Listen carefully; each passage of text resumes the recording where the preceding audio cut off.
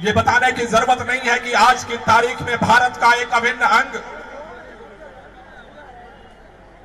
मणिपुर के लोग किस दुर्दशा से गुजर रहे। मैं पिछले एक हफ्ते से देख रहा हूं टेलीविजन चैनल पर भारतीय जनता पार्टी के नेता आते हैं, संसद के अंदर भारतीय जनता पार्टी के नेता खड़े होते हैं और पूछते हैं कि मणिपुर पे अगर चर्चा चाहते हो तो राजस्थान की भी चर्चा करो। कहते हैं मणिपुर पे चर्चा चाहते हो तो विपक्ष के जो अलग अलग राज्य हैं वहां की स्थितियों पर चर्चा करो। मैं भारतीय जनता पार्टी के नेताओं से कहना चाहता हूं कि यह देश दिल्ली पे भी चर्चा करना चाहता है, यूपी पे भी चर्चा करना चाहता है, कश्मीर पे भी चर्चा करना चाहता है, एमपी पे भी चर्चा करना चाहता है, राजस्थान पे भी चर्चा करना चाहता है। मां भारती के गर्भ में पैदा हुई हर एक बेटी के आबरू पर जहां भी संकट आता है उस पर चर्चा करना चाहता है। लेकिन इसके बहाने पिछले 90 दिनों से 3 महीने हो गए मणिपुर के लोग जिस दर्द को महसूस कर रहे हैं, भाजपाइयों तुम्हें आंख बंद करके इधर उधर नहीं जाने देंगे। अगर देश के प्रधानमंत्री को लगता है कि वो चुप्पी साध करके मणिपुर के दर्द को इग्नोर कर देंगे, यह इस देश के अंदर अब संभव नहीं है। देश ने आपको 9 साल मौका दिया है। आपने नारा लगाया था इस देश के अंदर बहुत हुआ महिलाओं पे अत्याचार, अब की बार मोदी सरकार। प्रधानमंत्री जी, आपको मणिपुर में वोट मांगने जाने के लिए मौका मिल जाता है, आपको नागालैंड में वोट मांगने का मौका मिल जाता है, आपको तमिलनाडु में जाकर के वोट मांगने का मौका मिल जाता है, आपको विदेशों में घूमने का मौका मिल जाता है। लेकिन मैं भारतीय जनता पार्टी से पूछना चाहता हूं, अरे तुम्हारा 56 इंच का सीना कहां चला गया? आज मणिपुर पे बात करते समय कहां छुपे हुए हो पर्दे के अंदर? देश के गृह मंत्री कह रहे हैं चर्चा के लिए भाजपा तैयार है और विपक्ष भाग रहा है। भाजपाइयों, तुम्हारे पास अब बहाना नहीं बचा है। मणिपुर के उस बच्चे के दर्द को तुम्हें इस बात के लिए खड़ा होना पड़ेगा, उस दर्द का हिसाब देना पड़ेगा। आज हजारों बच्चे मणिपुर के हिंसा में गायब हो चुके हैं। माएं बिलख रही है, हमारा बेटा कहां गया? बहनों के साथ जो अत्याचार हुआ है वीडियो के माध्यम से आज पूरे देश और दुनिया के सामने आ चुका है। घर जलाए जा चुके, एक एक दिन का जोड़ करके लोग झोपड़ियां बनाते हैं, अपना घर बनाते हैं, अपना आशियाना बनाते हैं, जल करके खाक हो चुका है।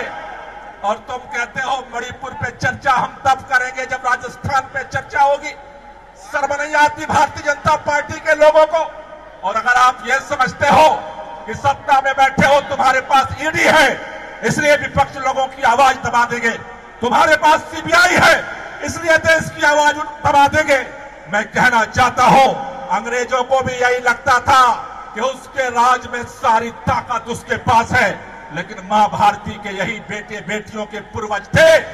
जब अंग्रेजों का अहंकार अपने सर पे चढ़कर बोलने लगा, इसी भारत से आवाज उठे, अंग्रेजों भारत छोड़ो, और अंग्रेजों को भारत छोड़ करके जाना पड़ा।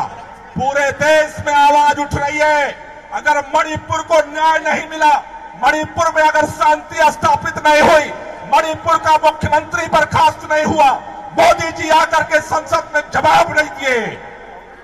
आज केवल जंतर मंतर पे हम इकट्ठा नहीं है, भारत के अंदर, इस पूरे देश के अंदर कोने कोने में आम आदमी पार्टी का कार्यकर्ता मणिपुर के हिंसा, मणिपुर के अंदर दर्दनाक घटनाएं, घिनौनी घटनाएं, सारी दरिंदगी के खिलाफ आज पूरे देश में आवाज उठ रही है। अगर मोदी जी या तो चुप्पी या तो चुप्पी तोड़ो और या फिर गद्दे बीच गायब समझौता होने की स्थिति में नहीं है भारत। आपको दर्द हो रहा है इंडिया से, भारत खड़ा होते ही 56 इंच के सीने में दर्द पैदा हो गया। कह रहे हैं ये इंडिया तो ईस्ट इंडिया कंपनी वाला इंडिया है, कह रहे हैं ये इंडिया तो इंडियन मुजाहिदीन वाला इंडिया है। अगर मणिपुर जैसे लोगों के सीने पर आपके सत्ता के संरक्षण में अगर लोगों के पेट पर लात मारा जाता रहेगा, अगर लोगों की आबरू पे लात मारा जाता रहेगा, यकीन मानो इस देश के लोगों की 2024 के चुनाव में इंडिया को जिताने जा रही है और मोदी को हराने जा रही है। इसलिए आपको डर लगता है। साथियों, मैं आपसे कहना चाहता हूं, आज पूरे देश भर में हम सब इकट्ठा हुए, इसी बात को लेकर इकट्ठा हुए हैं कि अगर मणिपुर में दर्द है तो वो भारत का दर्द है, इंडिया का दर्द है। कश्मीर में अगर दर्द है किसी को तो वो भारत का, इंडिया का दर्द है। अगर तमिलनाडु में किसी को दर्द है तो वो भारत का दर्द है। भारत को अगर आगे बढ़ाना है तो भारत के हर बेटे बेटी के दर्द को अपने सीने में जब्त करके आगे बढ़ना पड़ेगा। हमें सबके लिए एक दूसरे के साथ खड़ा होना पड़ेगा और इसीलिए आपसे कहना चाहता हूं कि ये लड़ाई, ये आवाज हमें घर घर पहुंचानी है। आज की तारीख में इस आवाज को इस मंच के माध्यम से हम ये भी कहना चाहते हैं, आज का आवाज को संसद में उठाने के कारण हमारी पार्टी के राज्यसभा सांसद संजय सिंह को जिस तरह से निलंबित किया गया है, आज ये पूरा सदन, आज सड़क पर उतरे हुए सभी लोग इस बात की मांग करते हैं, संजय सिंह का निलंबन वापस लो। डरो मत, सदन में आओ, विपक्ष के सामने मणिपुर को शांत करने की क्या कार्य योजना है, सदन के सामने आकर के अपनी बात रखो। पार्लियामेंट का केवल उद्घाटन करने से पार्लियामेंट का मान सम्मान नहीं बढ़ता। पार्लियामेंट का मान सम्मान सत्ता पक्ष और विपक्ष की देश के प्रति जिम्मेदारियों के निर्वहन से पैदा होता है। मोदी जी, मैं आपसे कहना चाहता हूं, आज खोलो या कल मुंह तो खोलना पड़ेगा। मुंह खोले बगैर ये देश आपको नहीं छोड़ेगा। अगर आज आप चुप रहोगे 2024 में देश में जाकर के बोलने लायक नहीं बचोगे। वोट के लिए तो जाना पड़ेगा ही लोगों के बीच में। आज अगर चुप्पी तोड़ोगे तभी यह देश आपको सुनने को तैयार है।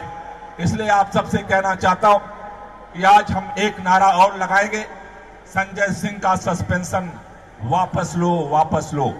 राज्यसभा सांसद संजय सिंह का सस्पेंशन वापस लो, वापस लो, वापस लो। संजय सिंह का सस्पेंशन वापस लो, वापस लो, वापस लो। लोकतंत्र की हत्या बंद करो, बंद करो, बंद करो। लोकतंत्र की हत्या बंद करो, बंद करो, बंद करो। मणिपुर में हिंसा बंद करो, बंद करो, बंद करो। मणिपुर में हिंसा बंद करो, बंद करो, बंद करो। मैं बोलूंगा लड़ेंगे और आप सबको बोलना है जीतेंगे। दोनों हाथ ऊपर करके मैं बोलूंगा लड़ेंगे और आपको बोलना है। जो लोग इस लड़ाई में शामिल होने आए हैं, पूरी ताकत से आवाज पहुंचनी चाहिए। संसद परिसर में हम प्रवेश नहीं कर सकते, लेकिन हमारे पार्टी के सांसद, हमारे नेता संजय सिंह अकेले दम पर पूरी पार्लियामेंट के सामने इस मोदी की हुकूमत से लड़ रहे। हमें यहां से आवाज, उनको आज यहां आना था। हमारे राज्यसभा सांसद संदीप पाठक जी को आज यहां आना था, राघव चड्ढा जी को आज यहां आना था, लेकिन उन्होंने मोर्चा संभाला हुआ है, दिन रात वहां पे आंदोलनरत है। इसलिए उनकी आवाज, उनकी लड़ाई को मजबूत करने के लिए हमें नारा लगाना है, लड़ेंगे, जीतेंगे, लड़ेंगे, जीतेंगे, लड़ेंगे, जीतेंगे, लड़ेंगे, जीतेंगे, लड़ेंगे, जीतेंगे, लड़ेंगे। जीतेंगे। संजय सिंह संघर्ष करो, हम तुम्हारे साथ हैं। संदीप पाठक संघर्ष करो, हम तुम्हारे साथ हैं। राघव चड्ढा संघर्ष करो, हम तुम्हारे साथ हैं। लड़ेंगे, जीतेंगे, लड़ेंगे, जीतेंगे, लड़ेंगे। जीतेंगे। भारत माता की जय।